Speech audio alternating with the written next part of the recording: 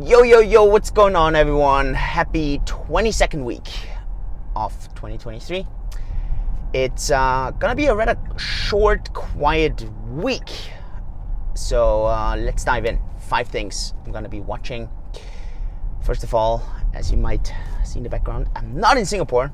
I'm spending the week at my parents in Austria. It's the first time in 4 years that I am back in Austria during the summer. Quite interesting to see how that is. And whoa, what's going on? Okay, police. Okay, let's see. Get the police out or something. No, it didn't. Police didn't come after me. Came after. I don't know where they went. Always interesting to see that a bit. Hometown. I also want to say I haven't been much in Austria in the first place in the last 20 years. So it's always been interesting for me to be back. Mostly family, obviously with the kids, spending time with the grandparents. So it's always quite nice. But that's obviously not the topic. It's just in case you're wondering, why am I sitting on the other side of the road? Why is there snow in the mountains? Yeah, there's still snow in the mountains. 5 things. First, it is a short week. Memorial Day in the US, so stock markets are closed here on Monday today. Europe is off today as well. Most of Asia is off on Friday, so it doesn't really matter where you look at the week in the world. Short week. Most of the time when you have these short weeks, there's less action in the markets, there's lower trading volume. Obviously a lot of the traders, doesn't matter if in the general markets or crypto markets, are off. They're spending time with the family, so leverage is off the table, liquidity is a bit off the table. So these are just some things to kind of consider in all that. Nothing surprising. Second thing, prices have been relatively flat. Yes, we did see a little bit of a uptick over the past 48 hours, a bit over the weekend. A lot of that actually has to do with the debt ceiling being reached or being increased. That's already our third point, so let's combine those two.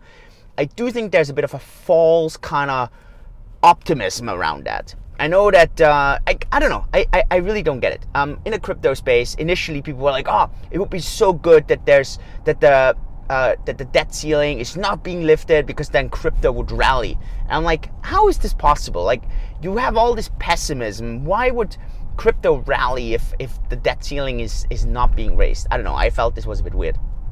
And then the debt ceiling is being raised, and now people are like, whoa, look at this. Now the debt ceiling is raised.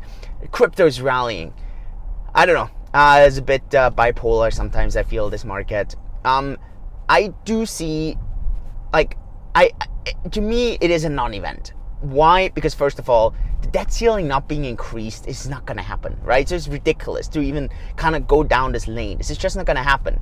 The point, though, is it's just, to me, it doesn't sound credible that we're actually going to have a bullish kind of time with the debt ceiling being raised, simply because this means the government is going to sell more bonds. There's going to be a little bit of a price pressure in this.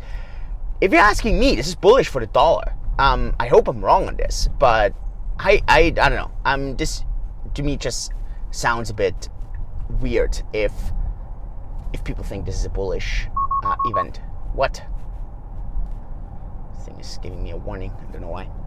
I don't know. Sounds a bit weird. I don't think that this is all too bullish. So the price is going up right now. I think this is more of a temporary event, and I actually would expect that prices are gonna correct down again. But I mean, whether they are 27,000, 26,000, 28,000, I mean, this is all like super narrow trading band at the moment.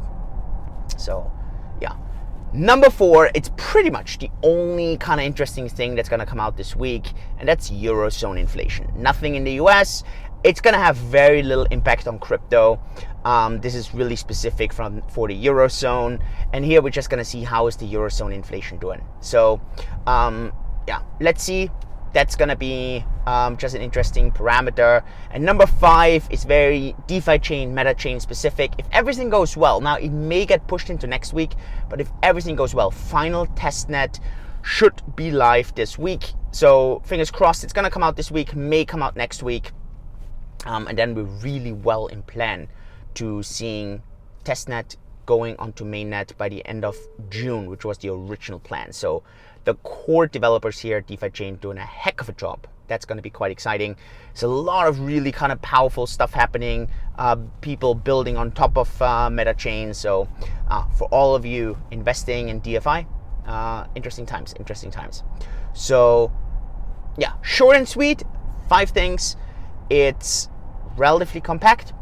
Let me know if there are other things that you're watching right now, but for me, that is it. So see you next time. All the best. Yours truly, Julian.